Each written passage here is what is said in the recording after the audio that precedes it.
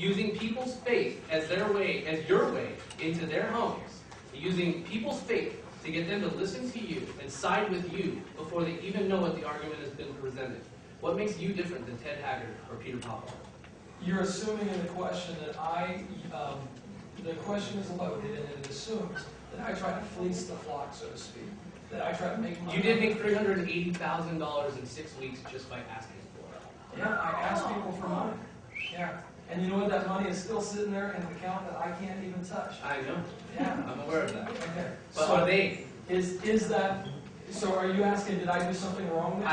I'm not arguing right and wrong, sir. I'm trying to figure out whether or not there's a good reason for these people to believe your argument over anyone else's when it's clearly clear that you're here to make money.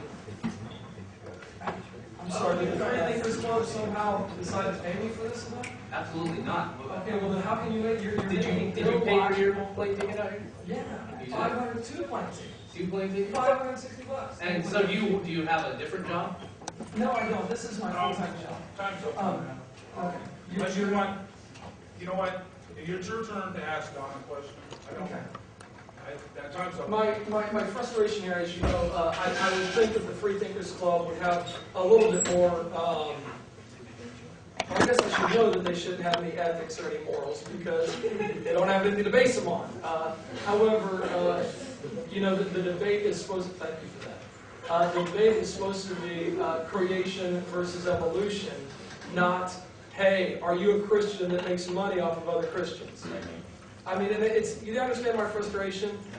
When two people that supposedly are representing the club here to school that is supposed to be encouraging free thought and it's supposed to be encouraging good debate comes with something that is literally an Ali G, Stephen Colbert type, hey, this will be fun, let's trick everybody to think there's a debate and then let's rag on somebody because they make their living traveling around and preaching.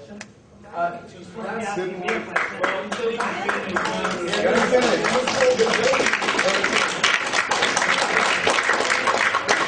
And this whole debate is supposed to be a debate, but it's not. You guys have not said anything about science. You have said nothing to defend atheism. I spent 10 minutes talking about the validity of science. You talked about Eric Hovind's website. I don't know. How many of you feel like this is? Let me ask a question. How many of you feel like this has actually been a debate? How many of you feel like some people have completely wasted your time here? Where's the question? Yeah, where's the question? He said he I just asked a question. No, we're not going to ask questions. Yeah, I want to ask a question. Why don't you talk about creationism so that you haven't mentioned your belief? That was actually the point. Hold on, wait. We're out of format. That was actually the point, though. This man never actually speaks about creationism. He just drives you to his website. And we did bring him here to point that out to the people. If that was wasted on you, then I do apologize. But we did state very clearly in our flyer that this was for entertainment purposes. And However, you also said entertainment. that this is going to be a creation versus evolution. And it's just real disappointing that this really is not what this is about. And again, I asked you a question about evolution.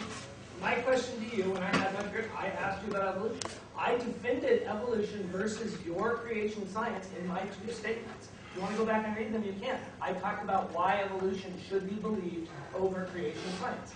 That's part of the debate. That's it. I asked you a question specifically about the design.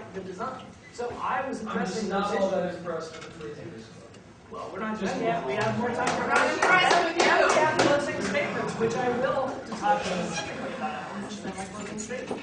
Finally, if you want to pick, Well, we have more time for questions. so far this debate has consisted of numerous logical fallacies, which I'm trying to study. Okay? And circular logic. Everything you do is based on it. It's based on what you said. It's based on an inherently circular argument that without the God of the Bible, you could know anything. Let me ask you two questions. Yeah, you're supposed to ask me a question. Fine, sorry. John, let me ask you something. How do you account for right and wrong? What is your basis to determine what is right and what is wrong?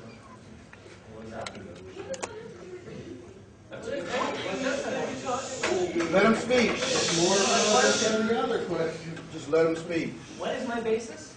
Again, as I actually said earlier, my upbringing, the environment that I've raised in, my sense of So how do what you is determine crime, right and what hurts others, and what doesn't. Let's get to specific. Is child molestation wrong? Yeah. And what makes that wrong is the question. Because I'm not saying it's not wrong. I will What answer makes your it question. wrong? Sorry. I am not only just an atheist, yes I am, and an evolutionist, I'm a humanist. I believe in humanism. I believe in the ideas of naturalism. Humanism says that, and naturalism say that we live in a natural world. What we see and what we have in our lives is part of nature. It's a naturally existing thing, and there is no creator. Humanism looks to the rest of the human race. It has an inherent respect for other humans and their freedom, their ability to live their lives. Why? Why? Why can't I be a humanist and say, well, I don't care about other humans? That's why it's called humanism. You trust in the human race. You trust in the human race. Mike's up. That's where my morality comes from. A basic respect for the decency and human. I know you don't think this is respectful or decent, but I think that Well, it is serves this- a let me purpose ask you, in the is it- long range, in the big picture. I think keeping people from believing mythology as fact is an inherently moral thing to do. Right now.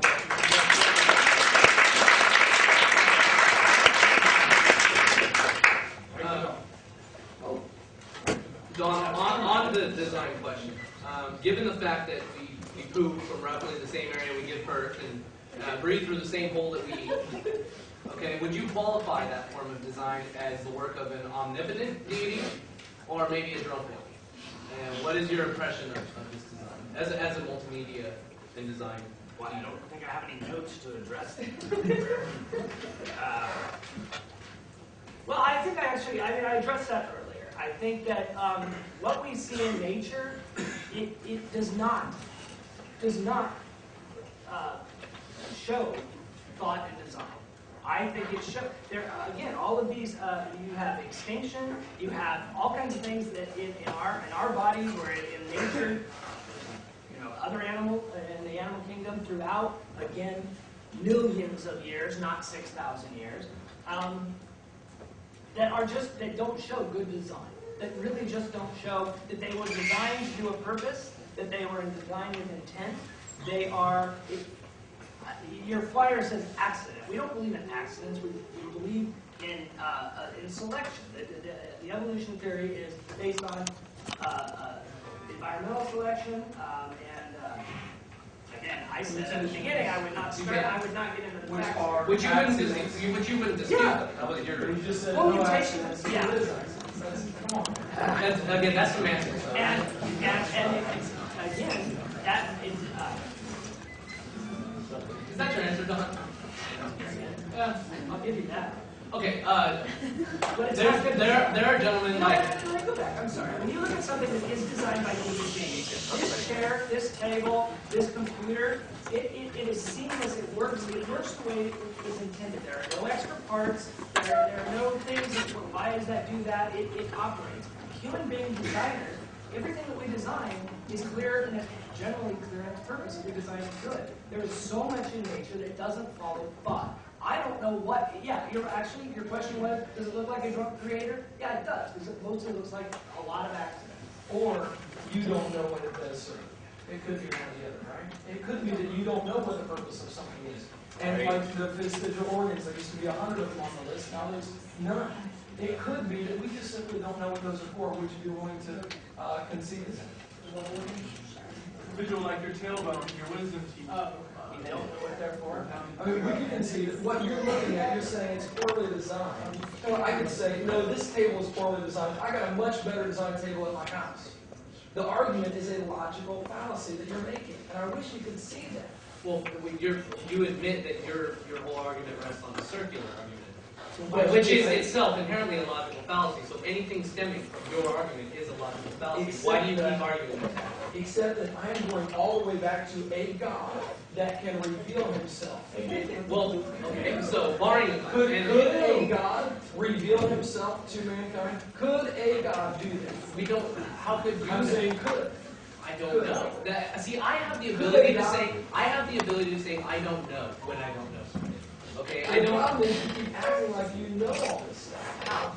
You keep acting like you know evolution happened. You know this. That there Are was you a- making an assumption? that there was a drunk designer. No, I'm basing